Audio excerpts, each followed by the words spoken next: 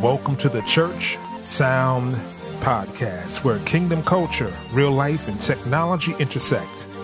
I'm your host, Presonus Thompson, along with the pastor, Caleb Winley.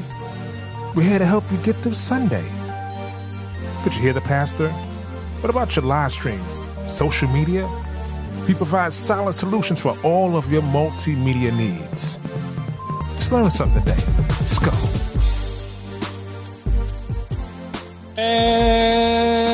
Yes. Welcome to another edition of the Church Sound Podcast. I'm your humble host, Mr. Presonus Thompson. And welcome to episode number 63 with the good pastor. Pastor Caleb Winley, guys, how y'all doing out there today? Come on. Yes, episode number 63. We got a great show for you today. It's going to be fabulous, amazing, and all the wonderful adjectives that I can't even think of at the moment. Right. Stupendous. Today we're going to talk to one of our guys at Presonus, and this guy is amazing. I'm going to let the good pastor introduce him. Yes. So we have a very short introduction, but today we will be talking with Jon M. Taylor, who is the technical sales lead, and he handles the live sound for Presonus Audio Electronics, which for one is located in Baton Rouge, but he lives in Jersey. So guys, get yourself ready to learn some stuff about this incredible company. Welcome aboard, brother. Thank you. Just don't expect the accent.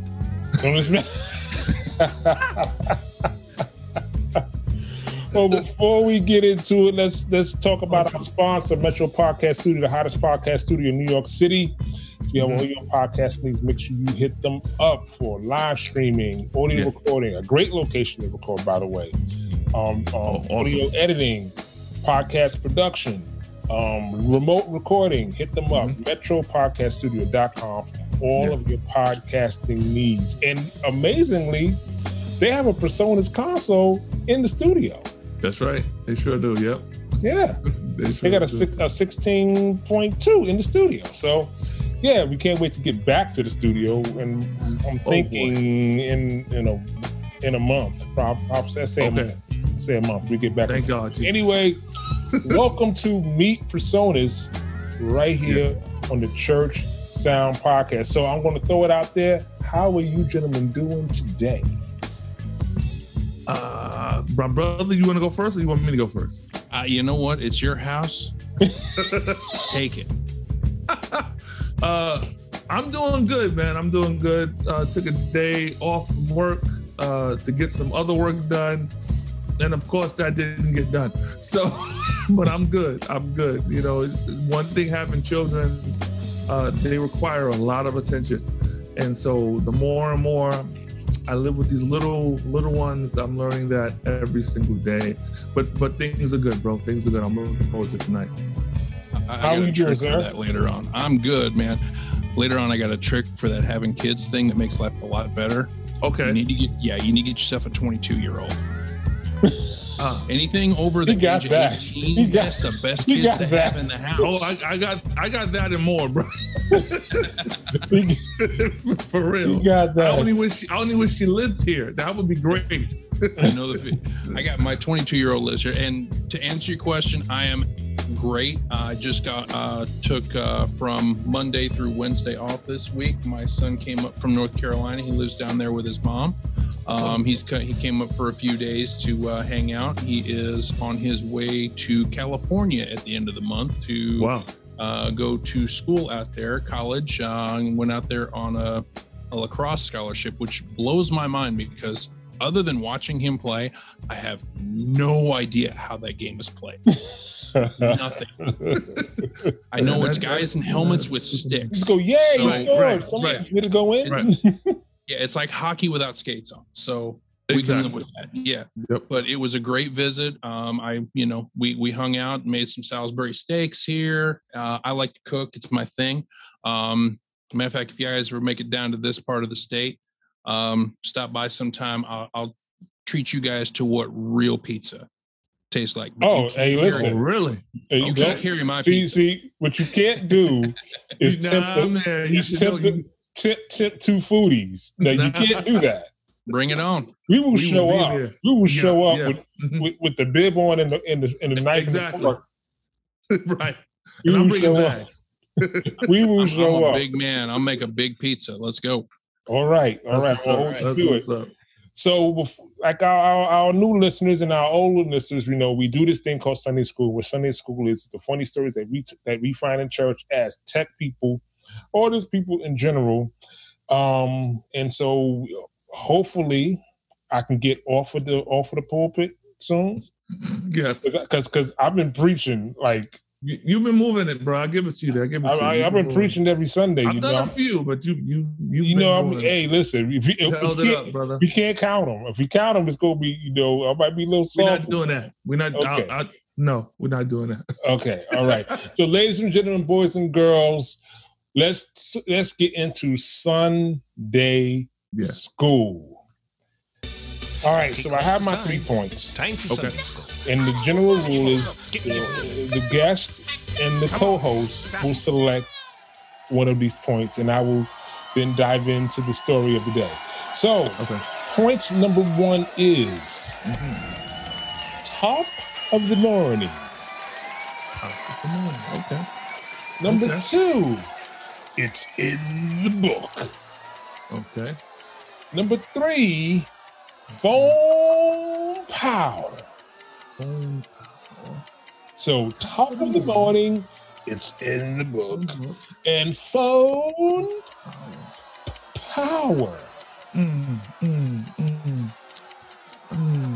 John, what you want to rock with? You know what? The first 2 sound like something that you could probably do fairly easy, but phone power sounds like there's a good story behind that. Yeah. I'm feeling phone power. Phone power for $49.99. Yeah. Here we go, ladies and gentlemen, boys and girls. It is time for Sunday school. It's happening at an undisclosed location, which shall remain nameless, which I shall hopefully not give away any clues to the listeners out there that may have attended this story. Every good story starts off with an undisclosed. It's in the undisclosed. It's a church, and it's an undisclosed church in the story. I'm gonna try to keep it PG. Okay, here we go. The names have been changed to protect the innocent. The guilty. The guilty. Yeah. So I'm mixed in front of house, and ironically, this church had a Presonus. I think I gave it away. Wow. This church had a 42.4. So they had people who sound check wasn't in their DNA. Like, they had this one singer who constantly never made it to the first song. Wow. I'm talking like running in. Wow. Like, wow. Yeah. Like you don't know that you need to be here for sound check. Exactly. Service starts at 10. Sound checks is at 9:30, 9:15-ish. And this is one of those churches where it was like a tent church in the sense that I had to wheel it in, set it up, line check, everything, run cable, gaffer down, the whole thing, and then when it's over, wrap it up, pack it up, roll it into a room, provide media for all the things that's going on after church. And so this I had to arrive at 6:30. 6:30 a.m. Not leaving home. No. You had to be there. There. Oh yeah. 6:30 because I had subs and as a band, it was a lot, and it was 2 guys. Okay. And their audio team was non-existent, so that's why they brought me in. I earned every dime that I got. But anyway, this singer would constantly be late. And so this one particular Sunday, you know how it is. Sometimes they'll change the song. Right. And they run and have to, they run to the representative person and say, we're going to do this song to change the song. Well, this person showed up late. So this person don't know that the song has changed. They get on stage, start to sing the song, and then realize they get to the song, they don't know the song, and they pull out their phone. And they fish for the lyrics, and they hang the phone on the pulpit, and just screwing the words up. This I'm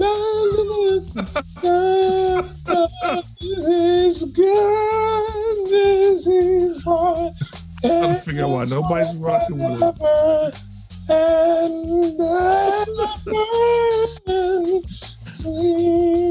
And the phone died. Whoop. Uh-oh. And you knew the phone died when you start singing this. Moving it back. They try to get the people that know the song. They're like, you should have been. Her phone, their phone died. Wow. On stage, ministering. Come on, that's poetic justice. It's like, you should have been here.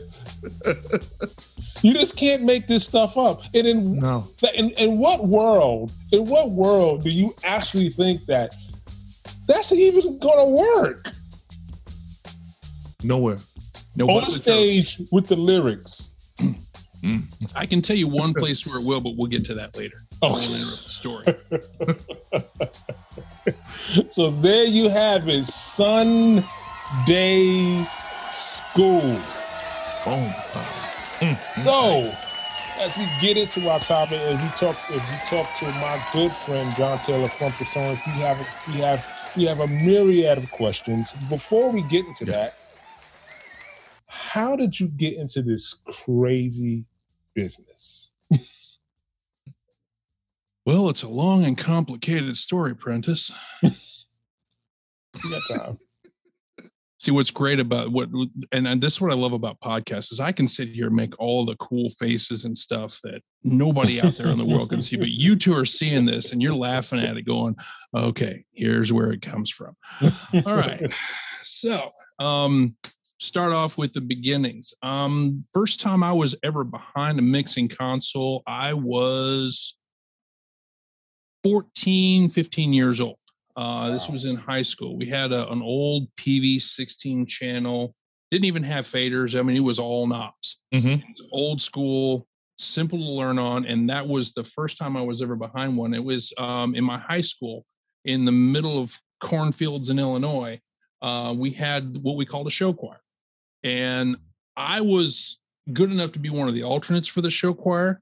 And I think that the idea behind an alternate for the show choir is I was a very large person and could handle moving the equipment. A double duty. So that was kind of where I started out at. And I learned a lot of little things just to get myself started. And then, graduated, tried to go to college, really didn't get too much out of that except in debt. Then 19 years old, I put on a pair of combat boots and a green suit that I wore for the next 20 years. Wow. Yeah. Don't let my youthful good looks fool you. I'm old enough to be retired once. And it wasn't yesterday. So I'd say I'm even older than that.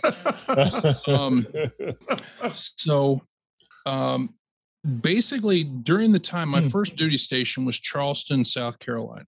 And that's where I learned to say y'all. I heard y'all get all over the place, but I never said it because I grew up on a farm in Illinois. This is how we talk. We don't have an accent.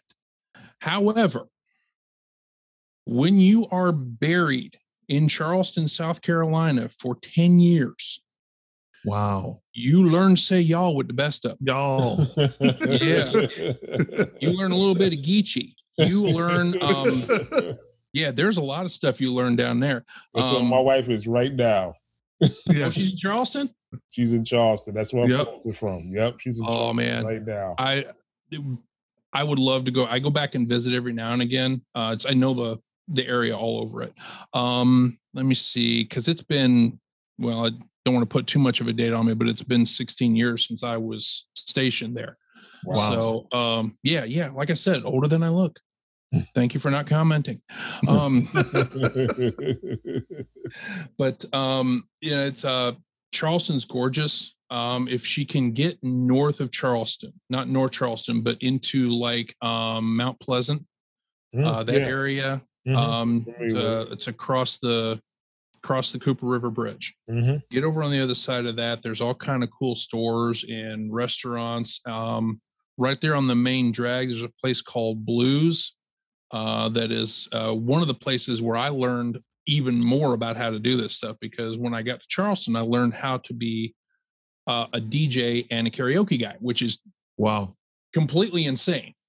But it was one of those things. The show that I did for karaoke was on Sunday nights. So we were in this little bar right off of East Bay. It's a place called Wet Willie's. It's not there anymore.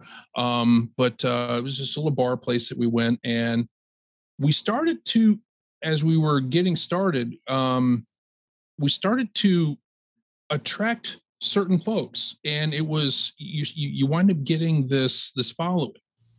And it was folks that went to church in the morning, but weren't done singing. Wow. Okay. Yeah. So, I mean, we would fill that place up, and they'd come in, and I'll tell you what, some of the pipes in that joint, there were folks in there that could just tear it up. And we're talking a karaoke song. But the one thing that I learned about it is that it wasn't so much about how many songs I had or how well I sang. It was about how well I could put the pieces together. And you start to listen. You don't just, hit play and hand them a microphone. You listen. You're balancing, the EQ of the music and the levels of the music, the levels of the voice, the EQ of the voice, the effects, all of the other stuff. And I got really good at it. And then I got orders. And then I wound up in Jersey. Karaoke is not as popular in New Jersey. I don't know if anybody's ever noticed that, but it's really not. Yeah. Jersey's a working town, brother. Yeah. I got up here and nobody wanted to sing because they just wanted to sing. They wanted to, I don't even know what they wanted to do, honestly. But I got to realizing that, okay, I am not making enough money at this gig, not having any gigs. So I had speakers, I had microphones, I had processing equipment that a karaoke guy shouldn't have, that a DJ guy shouldn't have. And I knew how to work all of it. I knew where to plug things in. I knew how to run cables. I knew how to set up speakers. I knew how to create crossovers and all kind of fun stuff. And for me, the trick was the learning of it. And that was always the fun part. So, as I'm learning all of these bits and pieces, I come to realize that the little Mackie 1202 that I've got here is not going to be enough to cover a band, but I want to go be a sound guy for bands. Wow. So sold the Mackie 1202, and I reached out to this guy named Rick. And if you're ever anything to do with the Presonus company, you probably know who Rick is. Yeah, yes. You know who Rick is. Yes, I know who Rick is. And I tell this joke every time. What's his list? Navi. What's that? Is his last name? Navi, right. Nakvi. Yeah, there's a Q in there somewhere. It keeps moving around on me, but but I tell you what, when I got on there, I'm like, I'm looking for a bigger board, and it was between a Mackie Onyx, because I already knew the Mackie, and I was okay with how they worked and how they sounded, and between the brand spanking new at the time Studio Live 16.4.2, and the pricing was comparable between the two of them, and I'm bouncing them back and forth, and it took me months probably 2 months to decide which one of these two boards I wanted, because I needed something that could do more than just be a soundboard. And I jumped onto the internet, and I found the Presonus forums, and I asked a couple of questions, and I got a message back from Rick. He said, "Hey, give me a call." Give me his phone number. Biggest mistake that man has probably ever made in his life. Because Rick gave me his phone number. Oh, it's not his office line. His personal number. Yes. Oh. Wow. Yeah. And you know what? It was either the biggest mistake or probably the smartest thing he's ever done. It's one of these days, archaeologists will determine which. But it was, I called him, we sat, we talked. And at the end of it, it was one of those things that I didn't even want the Mackie anymore. And it had nothing to do with the console. They were both good. The 1642 was better, in my opinion, because it did the stuff that I needed one to do. But it wasn't anything about what the console could do. It was about that conversation. I just met Greg Mackey at NAMM a year and a half ago. And I've known Rick Knockby for 15 years now, 16 years. It was one of those things where, to me, it wasn't so much about the technology. It was about the people behind it.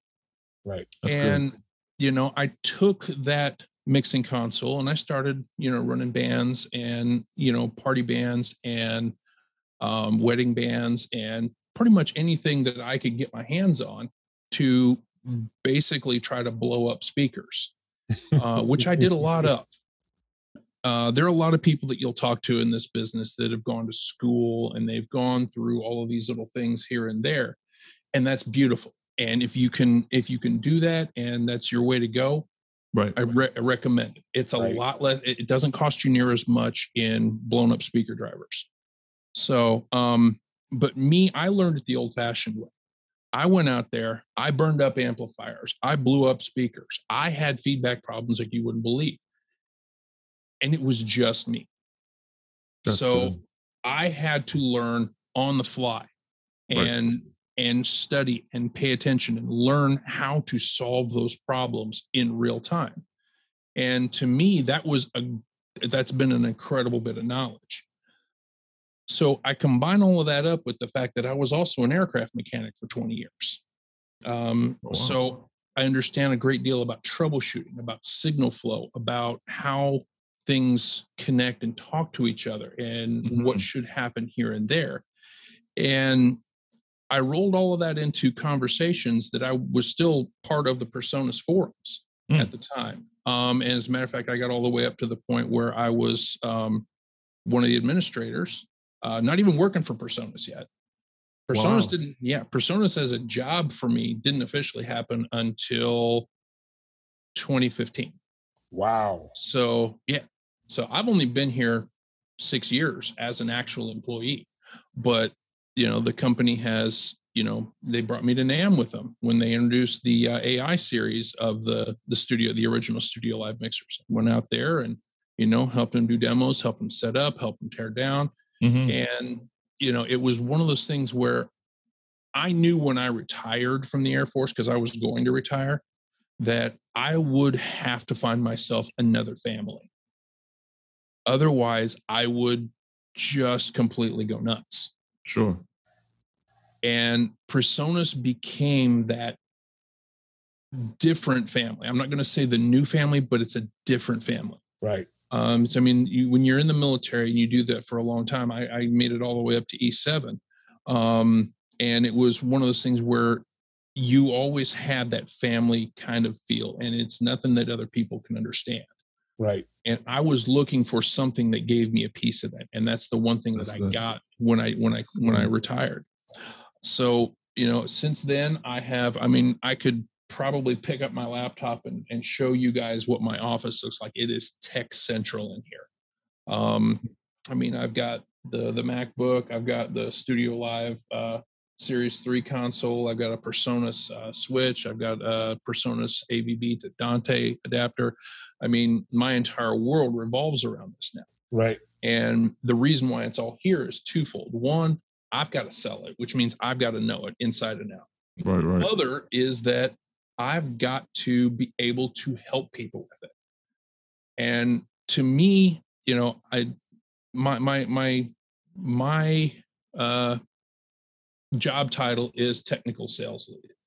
That's my title. It has the word sales in it. I do not ever want to be a salesman. I know it seems weird. I know it seems a little bit backwards. To me, I don't have to sell product.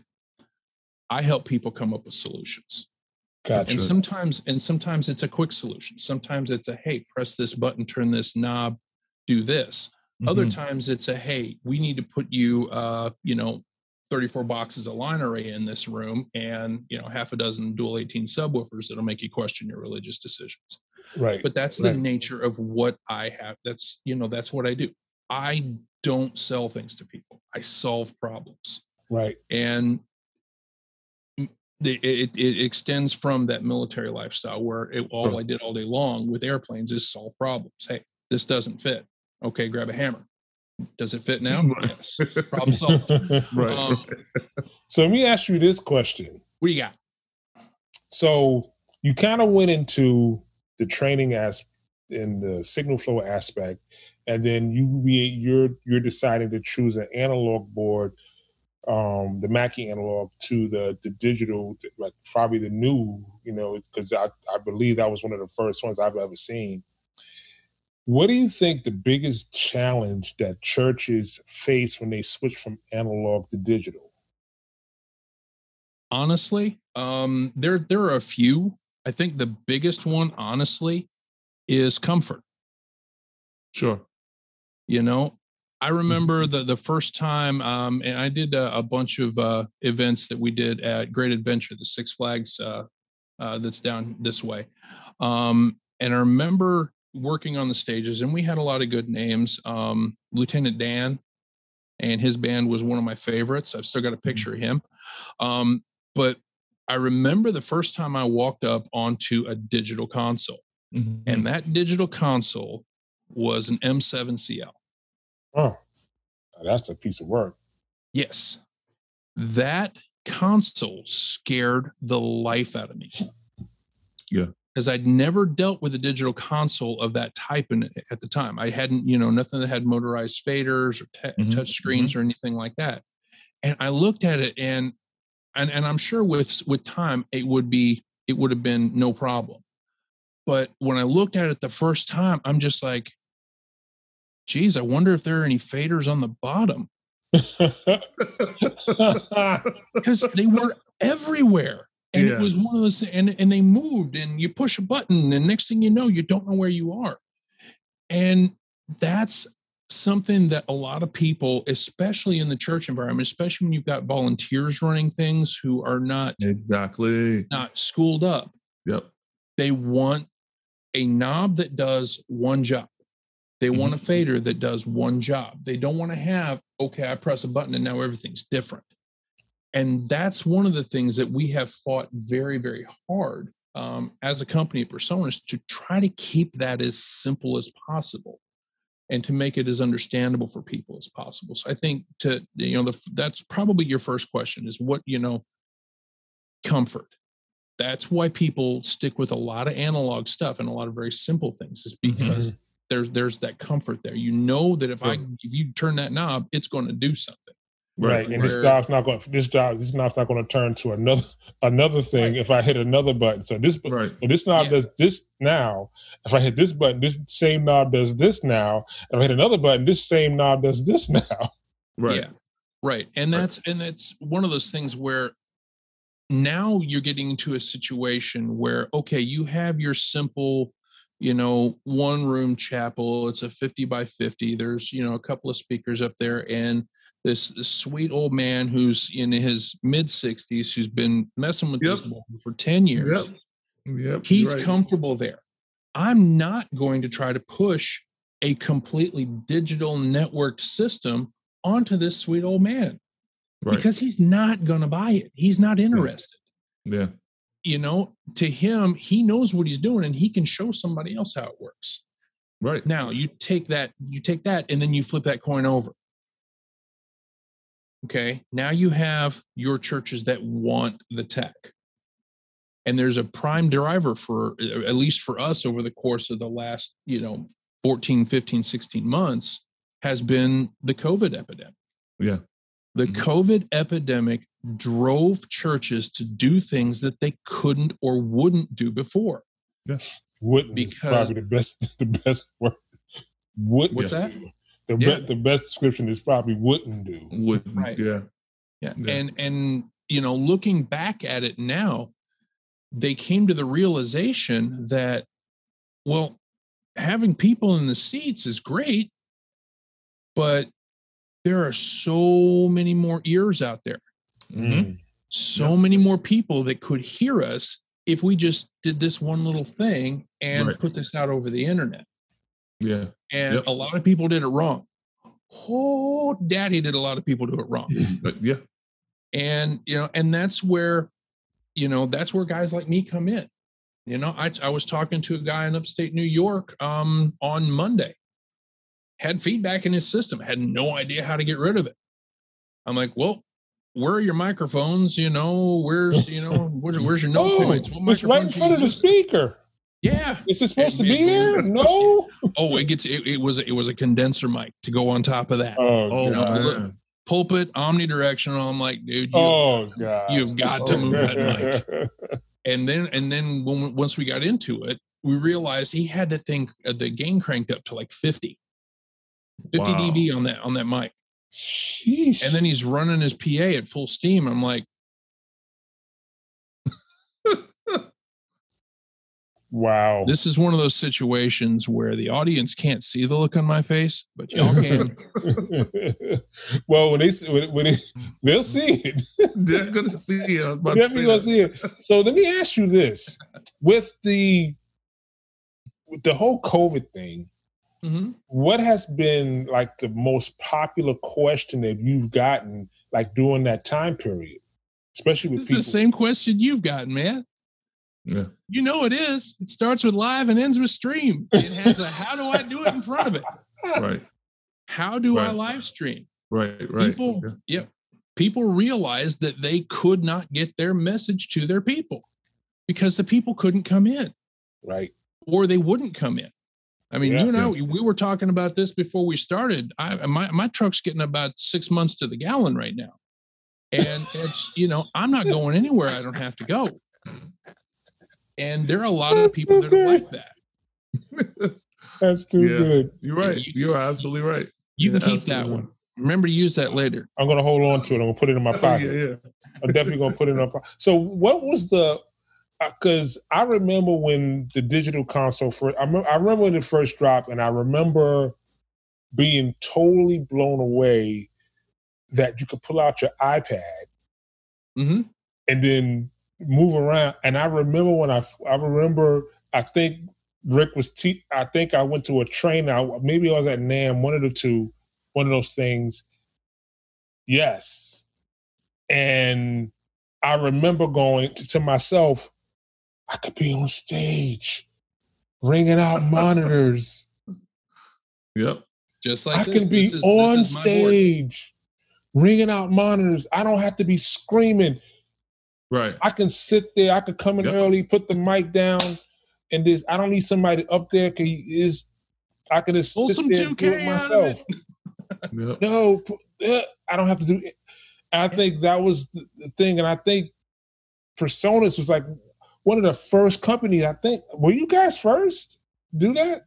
To my knowledge, we're the first one to have a dedicated app for a mixer. There were other systems out there before that were kind of, MIDI and programming based. But I think we were the first ones to come out with the actual app dedicated to the hardware. Right. Awesome. Might not have been, but I think it was because I remember because I was a rep at the time, and I remember going to NAMM that year because I was repping Event Electronics at the time, and I remember going to the show going, huh? I still do that. I can still walk around with it, but to stay on track, I'd like to. Because the concept of Presonus is different from a lot of other manufacturers in the sense that you guys work to make it simple. And I can tell from your design, I can tell from your approach, that is one of the first things that's thought about, I guess, in design and when you guys are doing R&D, about when you're developing this stuff. Is that true? Am I missing it? It is very true. And as an example, and I'll use we're the three of us are familiar with a matrix mix. You know, a matrix mix is a mix of output buses. Mm-hmm. On some consoles, I won't name names because that will get people mad at me. Oh my but gosh. You literally have to have a degree in computer science to set up a matrix mix. Yeah. And we looked at this and we're like, why do you have to do all of this? Just tell the mix what you want it to be. And that's what we did. So what we do in these situations, we talk to people. We love talking to people. As you can tell, I have pretty much haven't shut up this whole time. So, you know, I got Caleb over there doing sign language, right?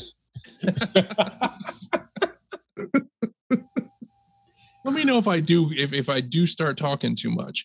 No, you're fine. I got a whip. Absolutely. You're good. You're fine. Yeah. I mean, we take a great deal of concern for the needs of the people that we work with. You know, for a couple of other examples that we have, things that I'm trying to think of one that come up directly from a user request. Oh, the DAW mode on the consoles.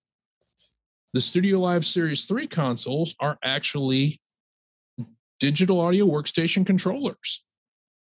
And that was something they're like, if we're going to go with motorized faders and we have this software that's, you know, one of the best in the world, why are we not putting the pieces together? And that's what they did. It is a full-on digital audio workstation controller. It works beautifully with our software, and it has the MCU and the HUI capabilities, so it'll let you run with just about anything else that's out there. You just kind of have to set those up a little bit more. Right.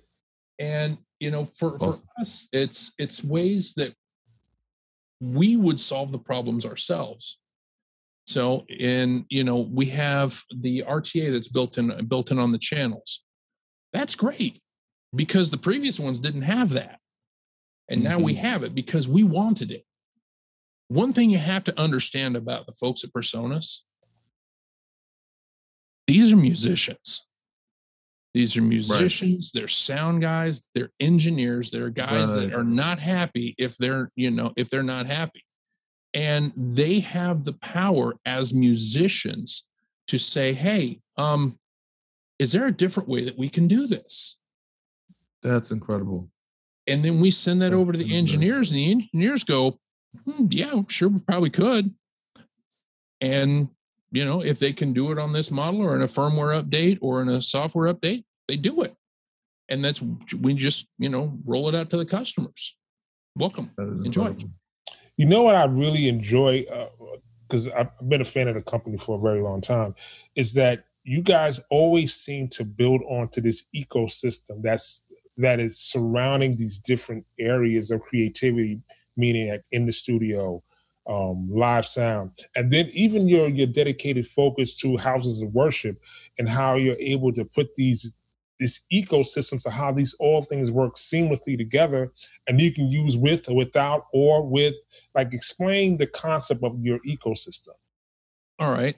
So if we're talking ecosystem itself, it's all based around one thing, and that is a networking standard. So a lot of the people out there in the world, you know, I have Dante equipment in my office. I have USB-based equipment in my office. USB is a standard. There's rules written for how it works, what it can do. Dante is not a standard. Right. But it is very prevalent in the industry. Right. Because it works, and it works very well. And I won't badmouth Dante. I actually like their stuff very much, and we have Dante in a lot of stuff. Matter of fact, there's a bunch of pieces in my office that have it. Matter of fact, I'm talking to you through it. Okay. So, because my system is running through Dante. So what we decided in those situations is, if we're going to create this ecosystem, we have a choice. we can either create our own standard for this, which is what, Audinate did with Dante. That's what Focusrite did with their RedNet system. There's a lot of, and I'm guessing on a couple of those. But what we did is we just opened up the internet and said, you know what, there's this standard out there, and it's called AVB or TSN. AVB is audio video bridging. TSN is time sensitive networking. And what this is basically a means to guarantee your signal gets where it's got to go. As long as the components are functional, your information is going to get where it needs to go, and it's going to get there at or below a set amount of time. And that becomes very important in how this ecosystem works. So the beauty of this ecosystem is it starts off, and you can start it off with any component. And that's the probably my favorite part about it, is that if you're a church on a budget, or if you're a synagogue who only has a certain amount, but you need a mixer, but you only need a few channels. Say you need 16 inputs. You can start your system off with something like one of our rack mixers and go back to that iPad control that we were talking about earlier. Right. It worked. The beauty of it is the rack mixer and the console work exactly the same. Right. It's identical. That's awesome. The functions are the same inside of it. But then maybe you're a starting off church, or maybe you're a portable church that, okay, now we've got a place to, now we're not portable anymore. Now we've got, this gym that we set up in every weekend. And then maybe, okay, now we've got a facility. And maybe now we start off at, a couple hundred people. Then we go to 500 people. Now we got 1,000 people in the seats, and we have a 12-piece band with 46-person choir and all of this and all of that. Well, that Studio Live 16R ain't gonna get it done anymore. So that's where the system allows you to grow, and that's the beauty of an AVB system. And wow. So what you can do now is you can take that 16R or 24R or 32R that you started off with, and maybe you add a stage box to it for a few extra inputs. They'll show up on the system. You can rearrange, do the things that you need to do. Or maybe it's time to, hey, let's get a console in here, because I'm tired of doing this on an iPad. I've almost dropped the thing 50 times. Now let's get a set location for this. So what you do now is you grab a console, and it's a single Cat5 cable or Cat6 cable between the two units. And now what used to be your mixer is now the stage box for your console. And it's all scalable from there. So keep growing your system. Okay, maybe we start off with a 16 fader mixer, Studio Live 32SC, for example. All right, well, now we're big enough that we want to get, a little bit better control. So we maybe step up to a 32S, which is a 33 fader unit. It's going to have, pretty much full size for what you got. Or you could step up to the big dog and get the 64S, which is 64 channels on 33 faders, and it's just a couple of banks. Fairly simple to operate, and people understand it. And the cool thing about it is okay, you still got that 17 fader unit, the 32SC. What are we going to do with it? Well, we've got a couple of options. We can use it as a monitor mixer. We can use it as a recording desk. We can use it as a live streaming desk. Wow. The cool thing about the system is that the consoles themselves internally, with the exception of the 64S because it's bigger, they're all identical internally. So any channels you have coming to one console, you can send to another. Matter of fact, any channels you have coming into one console, you can send to all of the others. It's on the network. As soon as the channels are there, you can add stuff to it, pull and push things to that network, and anything else on that network can become whatever you want. And if you could have maybe a kids room downstairs. Now we've got the big system up here. Well, maybe the kids want to do something special on Sunday for the Christmas or something like that. The kids want to sing a song. well, how do we get that up here? We got all the video cameras and everything. Oh, wait, that's a studio light. All you do is pipe the channels into a bus on that thing, fire it up to the other consoles, and it's available to everything else. So now the folks up in the main sanctuary can see all of the kids on the screens that are always there, and then they can pull the channels from the other console, and you still got somebody down there live running that console, making them sound good. Right. So, and then, you know, there's tons more features on these things. I can't even, you know, you have the ability, each one of them is a 64 by 64 USB audio interface. Can you imagine all the stuff you can do with that? Hold up, even a small compact one? Yeah, 32SC is still 64 by 64. Wow. I can show you on my screen because that's the console I've got. Wow. But yeah. And the thing about that is that gives you flexibility. And, you know, me personally, when I'm out doing gigs with it, I'll use the computer as a plug farm. So, for example, I've got all these, you know, plugins on the console that I can put in for compression, effects, whatever I need to do, you know, even EQs. As a matter of fact, I'm using a few of them. Or I can pipe that channel over to my computer, fire up Studio One, set up a track real quick, drop a plug-in on it, and I can send a whole bunch of different channels to it and then fire it right back to the mixer. So as long as it's not time-based effects, you're fine. Wow. So I can put reverbs, delay. Well, I don't want to put delays, but you know, reverbs, choruses, all kind of fun stuff. Compression. Wow. Yeah. So all of the stuff that you could put into the Studio One software now becomes a tool you can use for your console. And this is where we go from that sweet 65-year-old man who's, you know, comfortable with his knobs to now we're at the big time where we got the big churches that want to do that kind of stuff. And, you know, we are very concerned about giving the tools to people to be able to do that. That's one of the things that we like. We've gone so far as to hire someone whose job is exclusively to deal with the house of worship market. And he deals with end users and gets them connected with people who can get them what they need. So, you know, we spend a lot of time and energy on that. That's amazing. As a pastor, how do you guys help the young novice engineer once they've been working on this analog board all this time, and now the pastor just went up, we got a digital board and it's a Presonus. How is there anything built in with that you help them to kind of navigate through that transition? In specific on the board, there are a few things on the console that it's not necessarily that we would be doing, but that the people in charge of the console would do. Okay. So, for example, you have user profiles on these consoles. Good. And the user profiles, you have one administrator who has full rights to be able to do just about anything, and then you have 10 other users.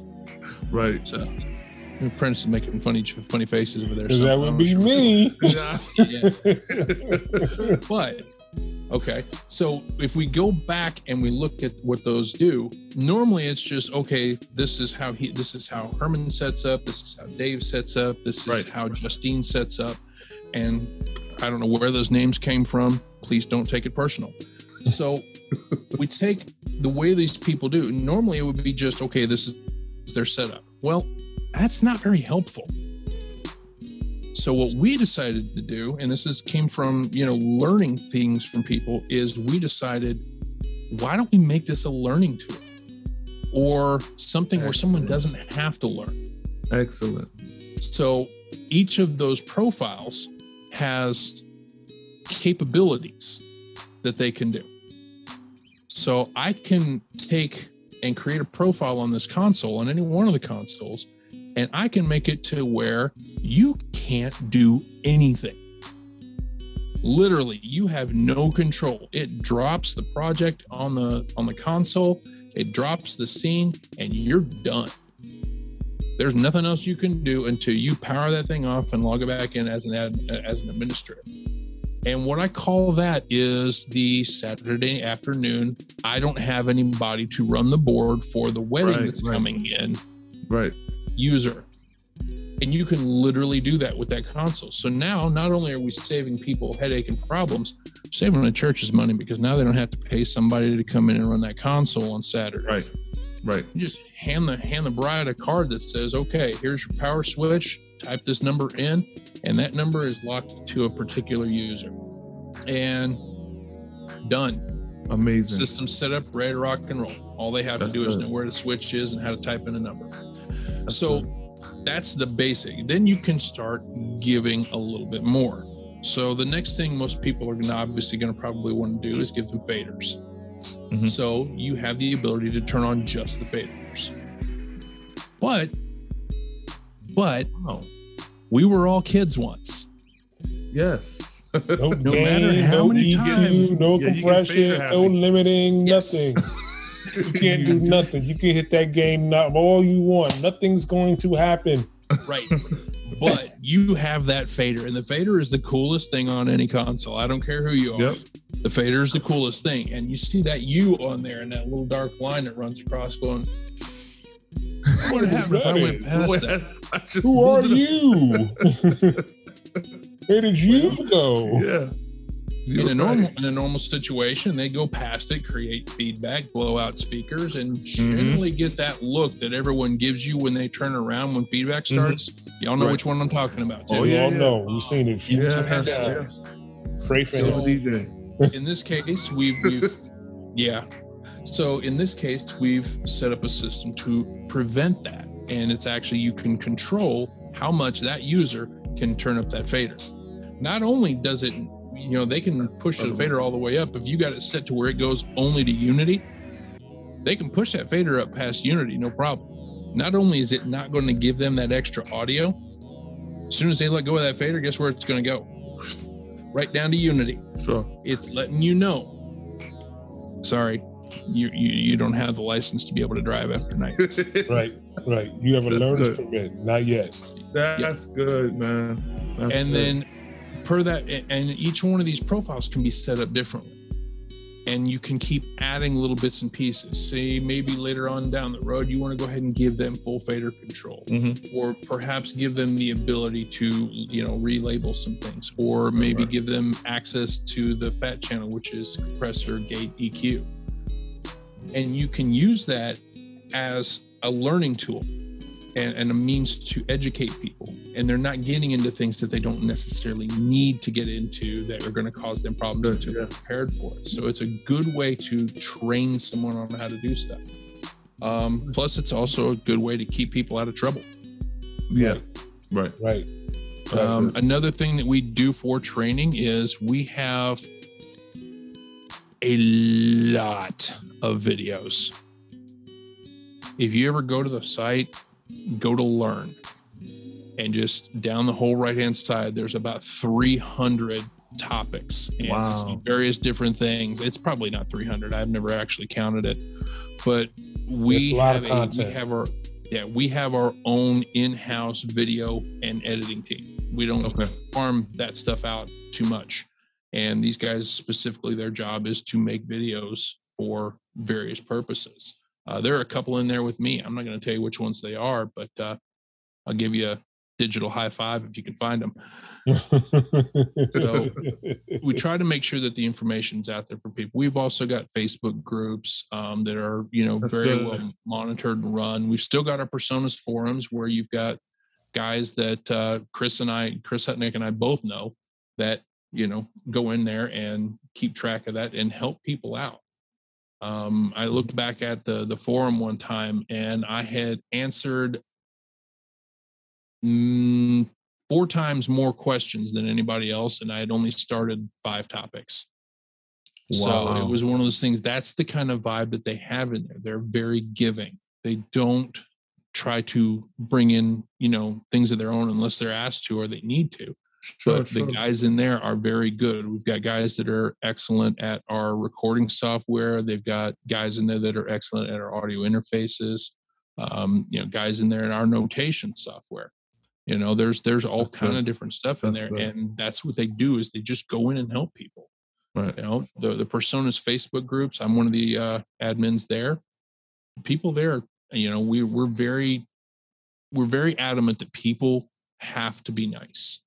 And there are certain Facebook groups out there where people get really angry and are very pushy. Right. And right. we try to avoid that. And we do everything we can to make sure people understand that, answer the questions. Don't push an agenda. Right. And it's very good for people.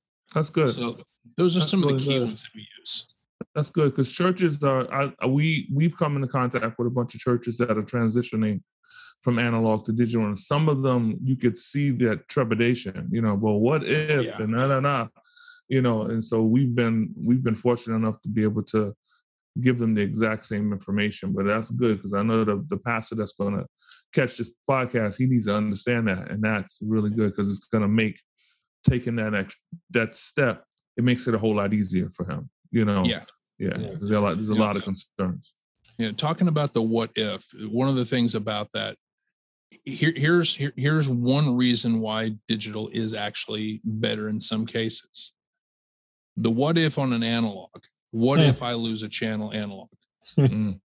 What's the solution?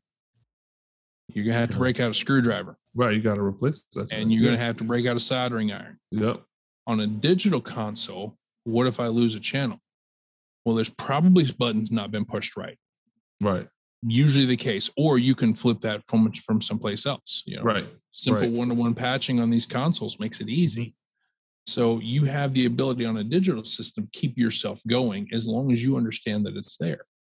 With an analog solution, you're unplugging and replugging and breaking out a multimeter and just going crazy on it. Yeah.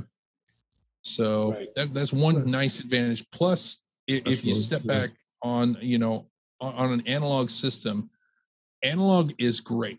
Analog has a very nice sound to it, generally speaking. Analog is expensive. If you think about it in terms of what you need to get one channel working on analog, right? Just as an example of what we have here with the console that I've got. So first off, you've got a high pass filter, then you've got a 4-band parametric EQ. You've got a gate, you've got a compressor. Actually, let me step that back. You've got 15, I think, options of compressor on just that one console. Right. And some of those compressors are, if you got the analog version, they're expensive. Oh yeah. So we were there. Yeah. I can't name the names. Sure. So it's one of those things. I can't say that, but if you've seen these, you know what they are, and you know that to try to get one analog is expensive. And then you've got a limiter and that's just one channel. We've got a console that'll do 64 channels. Oh, and it's got 32 outputs on it.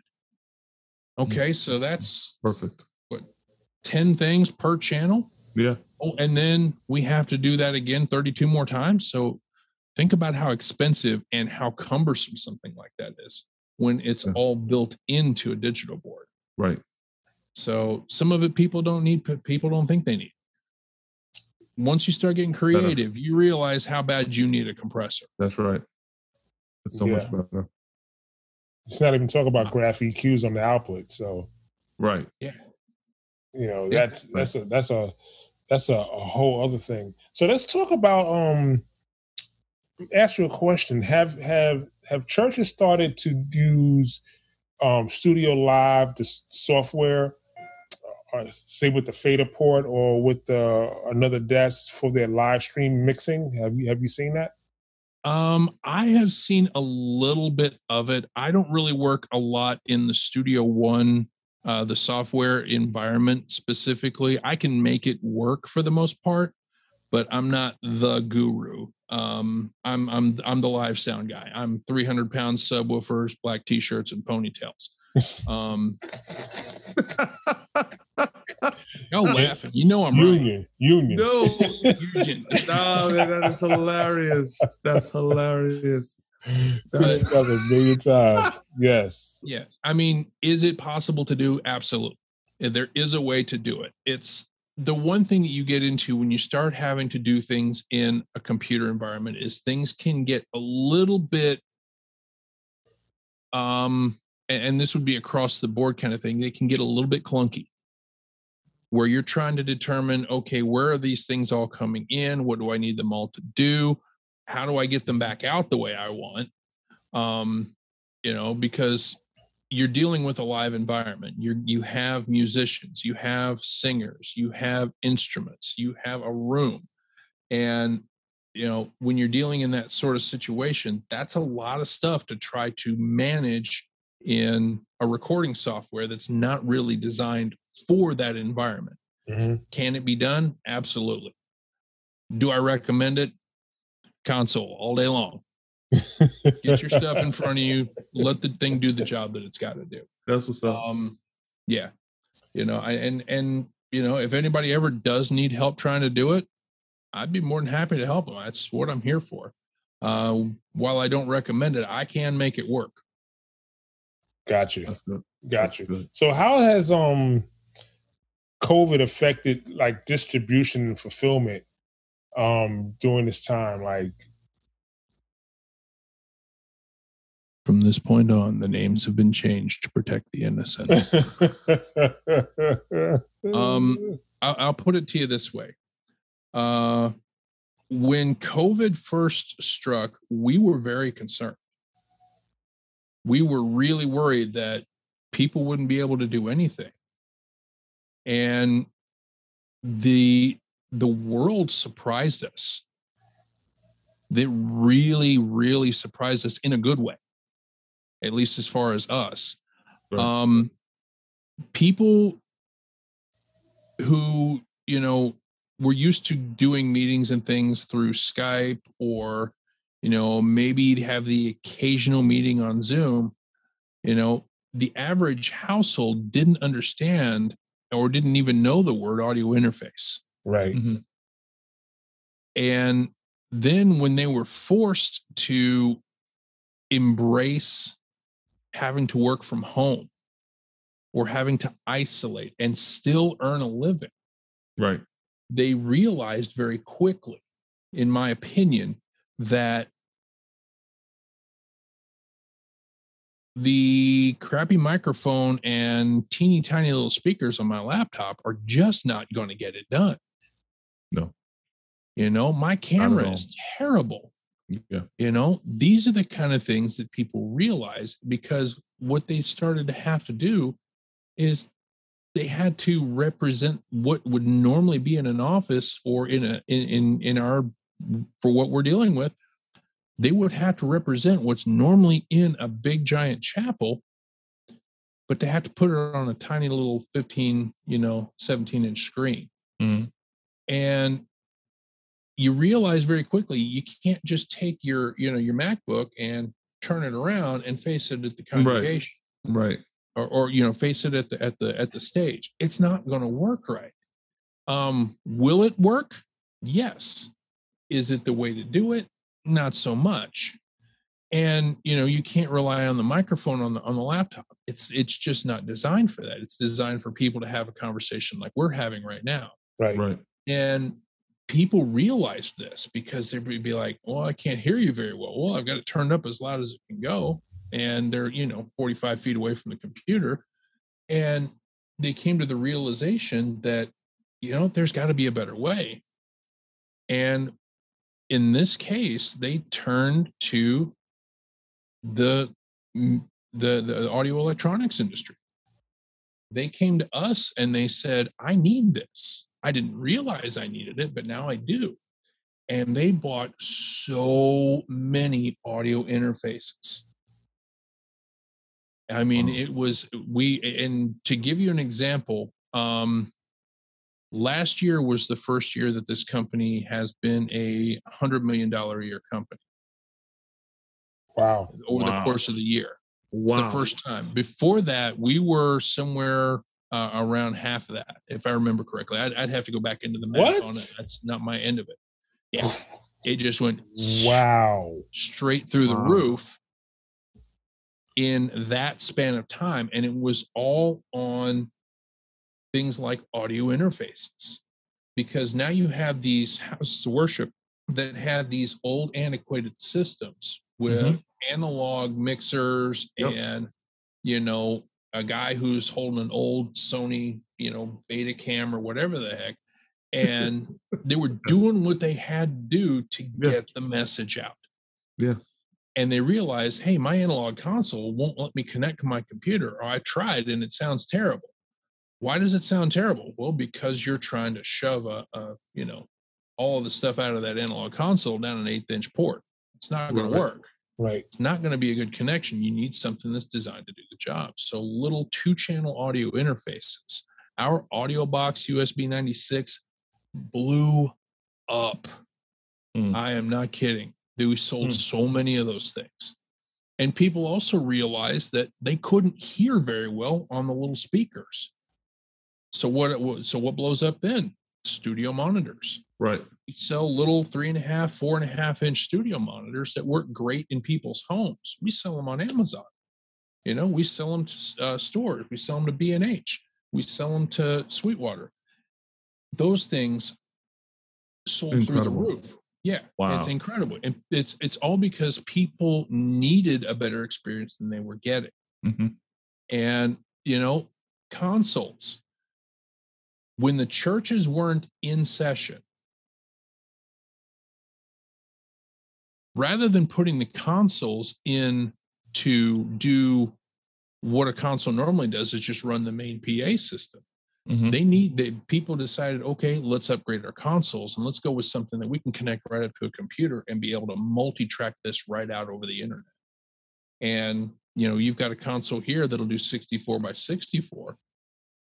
Boom, problem solved.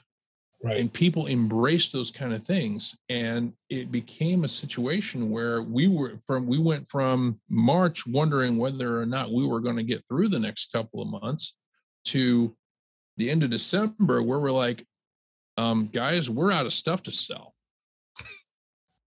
You know, and it was one of those things that we did not expect it. That's a blessing. Yeah, it's definitely the kind of problems you want to have. Yeah. And you know, and to us, it's a beautiful thing. We're very happy about it. And the problem that we wind up with now is that the entire industry has done the same thing. Everybody's out of consoles. Yeah. You know, everybody's, you know, low on audio interfaces and PA speakers. And then you have boats getting stuck digital sideways. Snakes, stage boxes, that you name it. You get boats stuck sideways in the Suez Canal and can't get through, blocking all the other boats going both directions. That would have completely messed up shipping. So now nobody knows when anything's going to arrive. And, you know, when it does get here, there's so much of a back order for it that it's gone almost as quick as it gets here. Right. Sure. And that's industry wide is my assumption. Right. Yeah. So, you know, we've managed, and we have a very, very good leadership team, and guys who run this company, and they're very good about figuring out the best way for us to keep as many people happy with what we can get as possible. Right. And that's what's saving us right now is the leadership guys, you know, the Rick, the Jim Odom, the Jim Boytnott, our new CEO. Those guys are keeping this thing, and they're not only keeping it afloat, they are full steam ahead. So it's a very, very good time for us. It's, you know, it's just a lot of work. It's what we do. Right. Ladies and gentlemen, boys and girls, I want to thank my good friend Jon Taylor from Presonus stopping by, dropping a ton of knowledge on us. Yes. So appreciate your time, sir. Yes. But before we get out of here, we have this thing called 30 Seconds and Gone. So they are rapid fire questions. Remember, this is my first podcast. Go easy on me. I'm going kid gloves for you. Kid gloves for you. So rapid fire questions is true or false, yes or no. If you choose to elaborate, you can. So not sure if that's legal. It's completely up to you. So here we go. 30 seconds and gone. Question number 1. For small venues, do you use a 12 and a 15 or a 15-inch full range? Small venues, I use 12 and an 18, actually. 12 and an 18. Okay, good Yep. stuff. Yeah. Cool. And the main reason for that is just because I think those blend better, and you get a bit better low end extension out of an 18, and it's enough to really give me the room I need. Gotcha. Question number 2. Favorite cereal as a kid? Oh man. Wow. It's been so many years ago. Favorite cereal as a kid. I'm not a breakfast person, honestly. I eat breakfast when I'm on the road, usually because I'm hanging out with somebody. So now I got to think about it. Lord, you know what? The Frankenberry. Okay.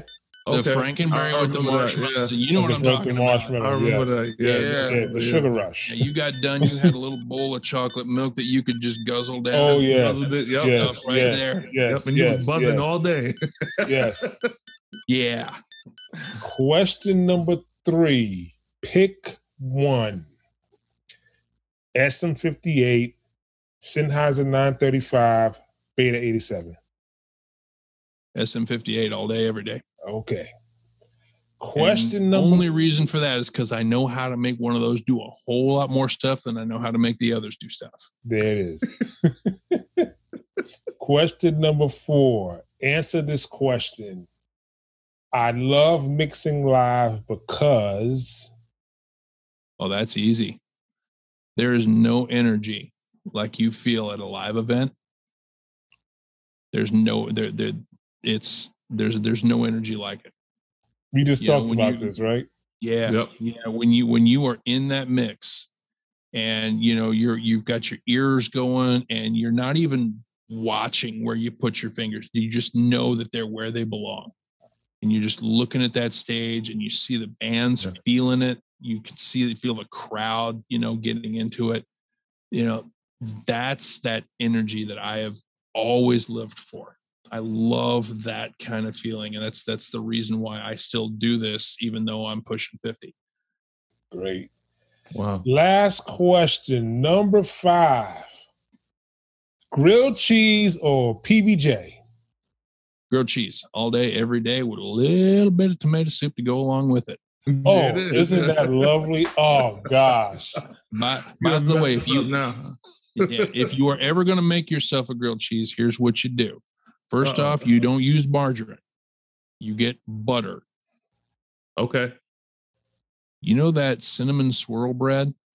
Yes. Oh yeah. Oh yeah. Yeah. You take that, butter on it in the pan. And what you want to use is a medium kind of cheese with this, a little bit sharper than an American, but you want to go like a thicker slice. You could almost use like a Velveeta because it's kind of a little bit sharp, a little bit harder than an American would be. Right. And you put some of that down in it, and then another slice of the swirl bread, the cinnamon swirl bread with butter on it. Flip that a couple times, sit down. I'll be waiting for the phone call when you call me to say thank you. For sure. Wow, I'm going to try that out. So there you have it, 30 seconds and gone, and a cooking tip. So there you have it. I want to thank our good friend Jon Taylor from Presonus for stopping by. And we're going to say, like we always say every week, keep God first in everything you do. Every single See you next time on the Church Sound Podcast. Yes. Thanks, guys.